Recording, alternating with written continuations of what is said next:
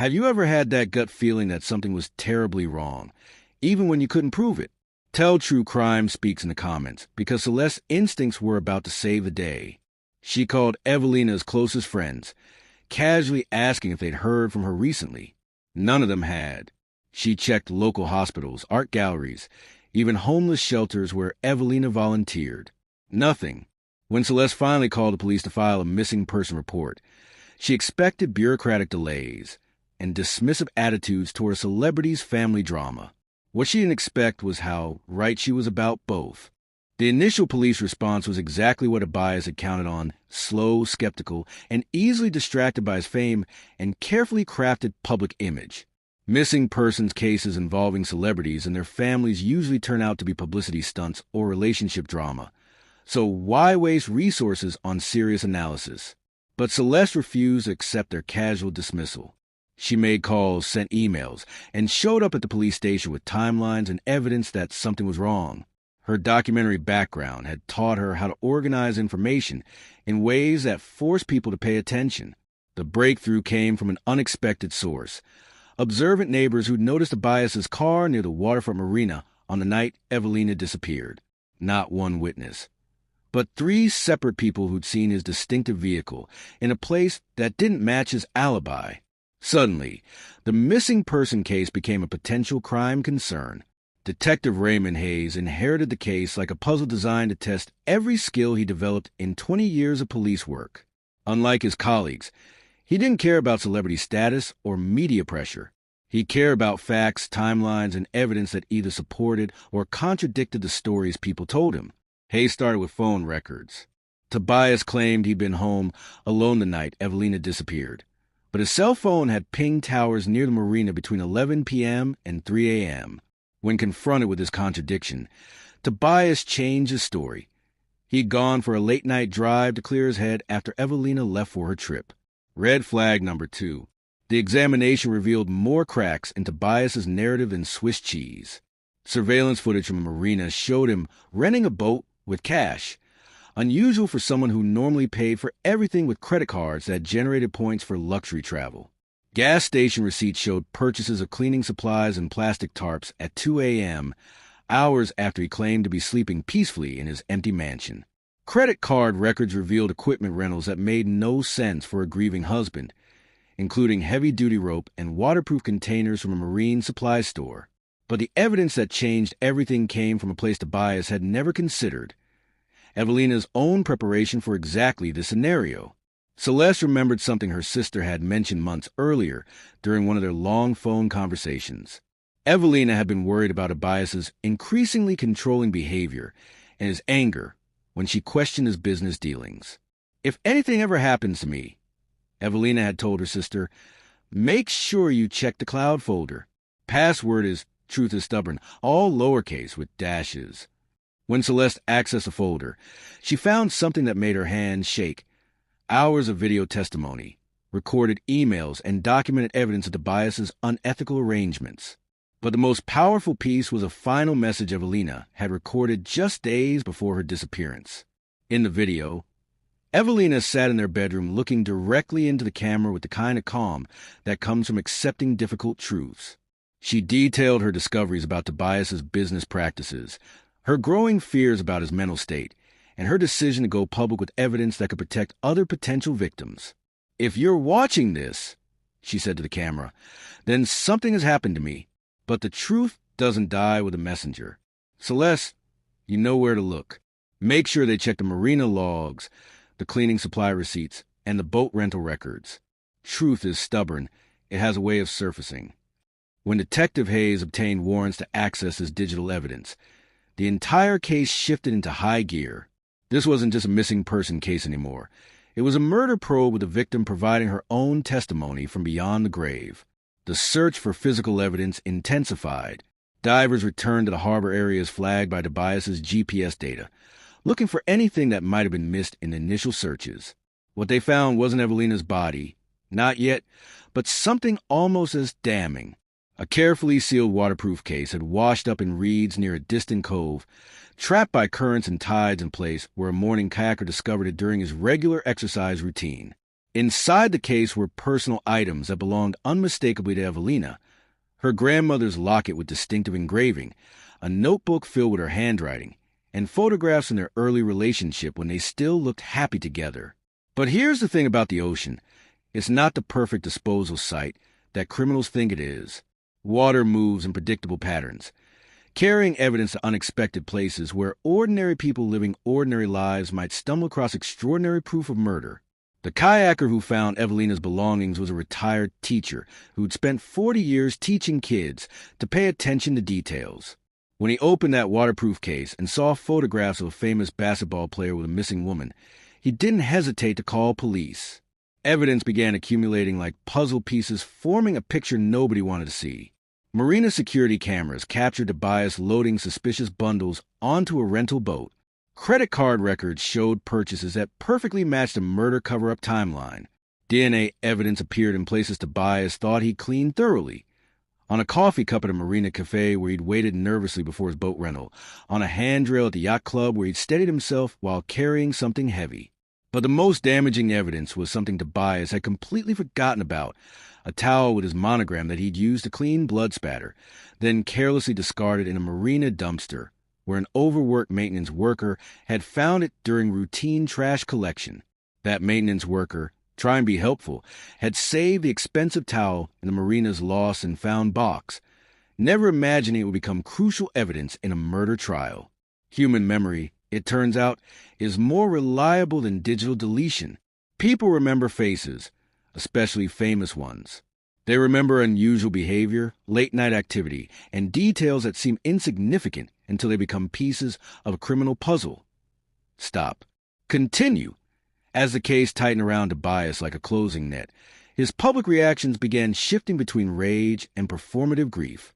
He gave interviews that fell hollow to anyone who'd actually known Evelina, filled with generic platitudes about hoping for her safe return rather than genuine emotion. His lawyers advised him to stop talking to media, but Tobias couldn't resist trying to control the narrative one more time. Each interview revealed more inconsistencies, more gaps in his timeline, more reason for investigators to look closer at the man who claimed to be a grieving husband. The final piece of evidence that sealed his fate was something he thought was permanently deleted: a voicemail conversation between him and Evelina from a night she disappeared. Phone companies keep backup records longer than most people realize, and when investigators obtained warrants for complete phone histories, they found audio that captured Tobias's voice raised in the same violent anger that witnesses would later describe.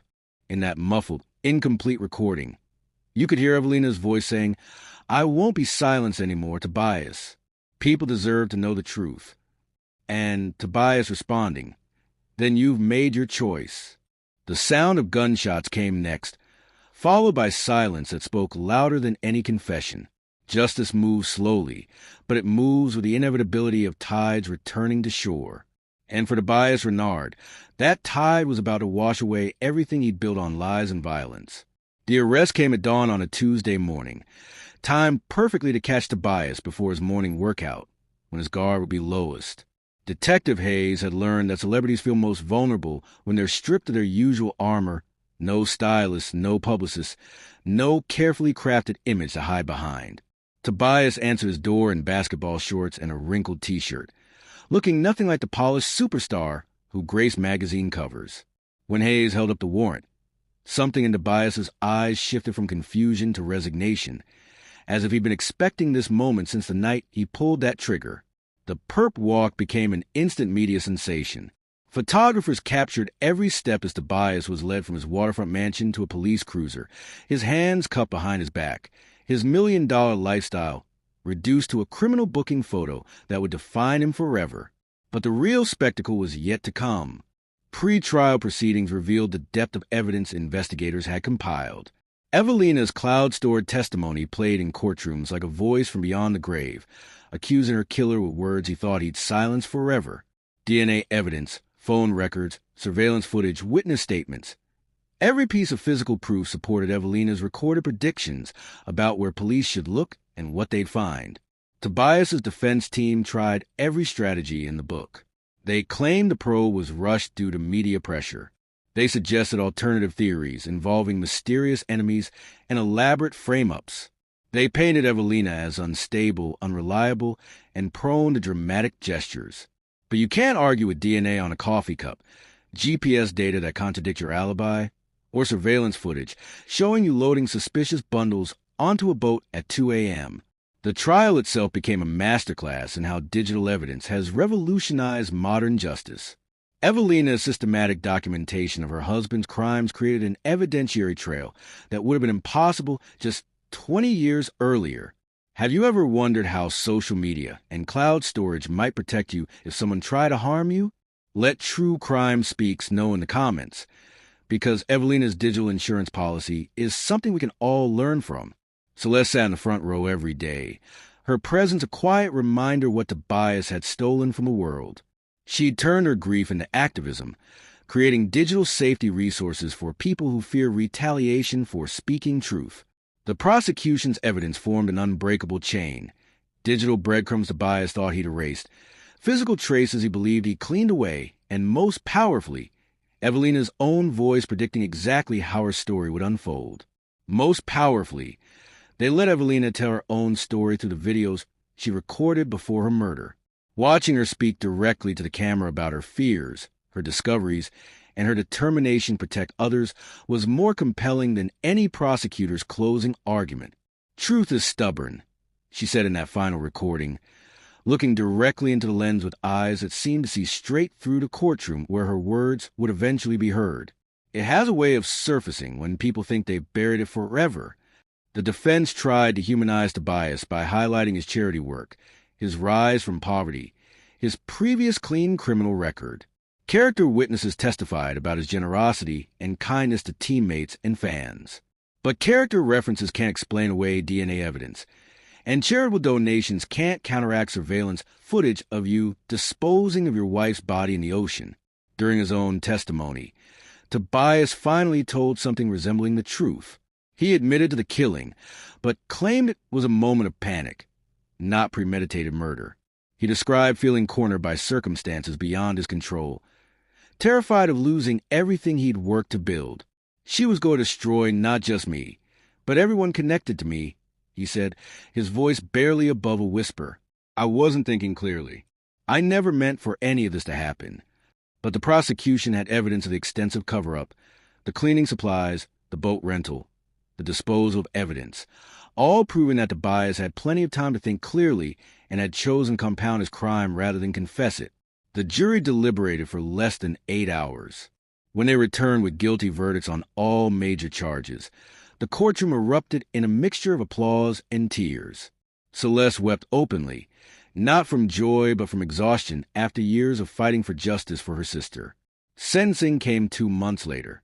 The judge, a woman who'd spent 30 years on the bench, delivered words that cut through Tobias's remaining defenses like surgical instruments.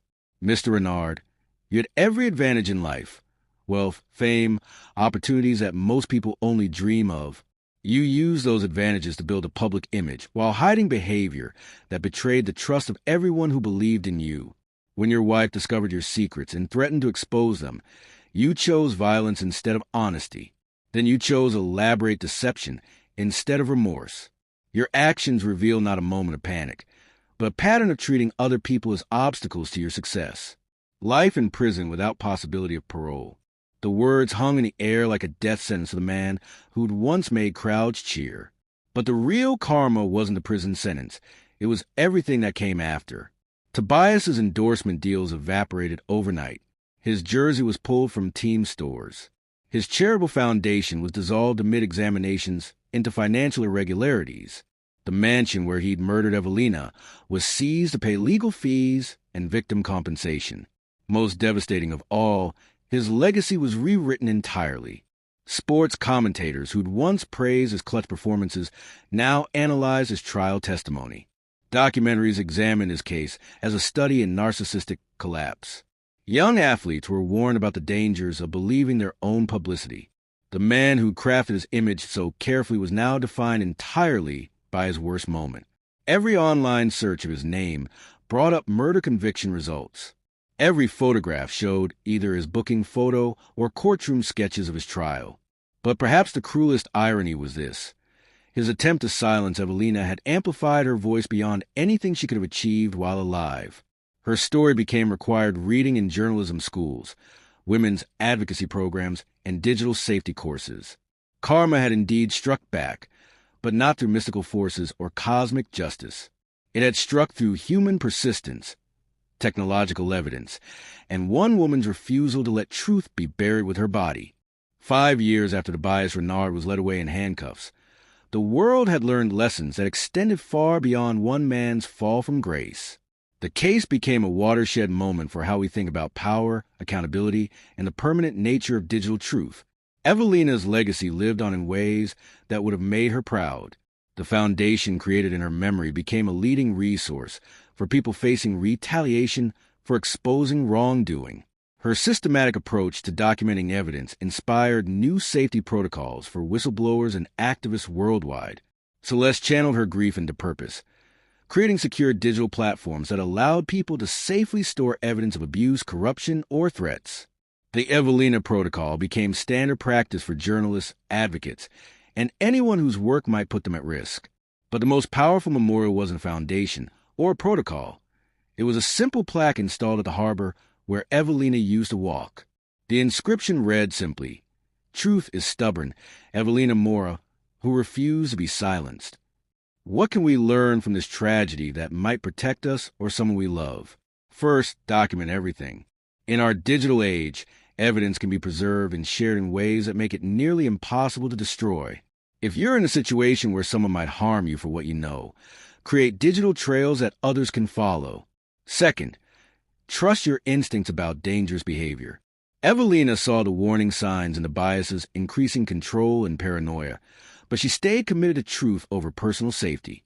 Sometimes the bravest thing you can do is walk away from someone whose moral compass points toward violence.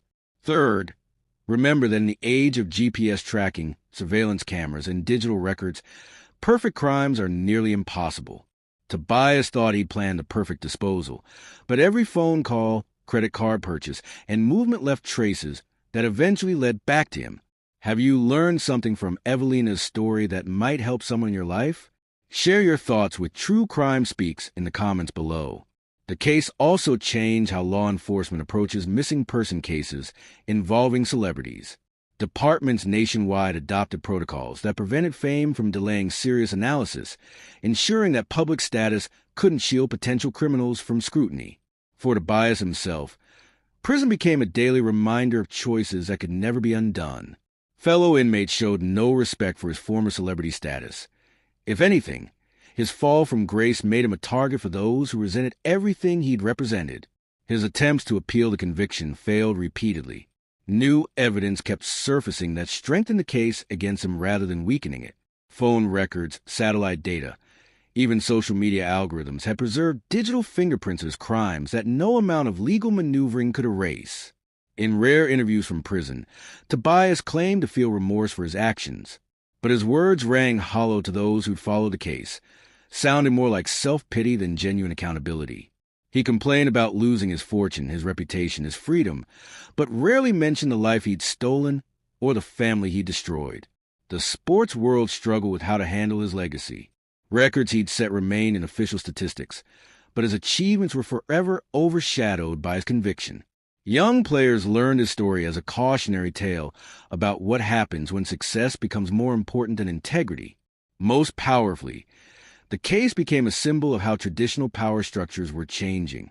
Tobias had used wealth, fame, and influence to hide his crimes, but those same tools couldn't protect him from digital evidence and determined analysis. Social media discussions of the case often focus on a disturbing reality.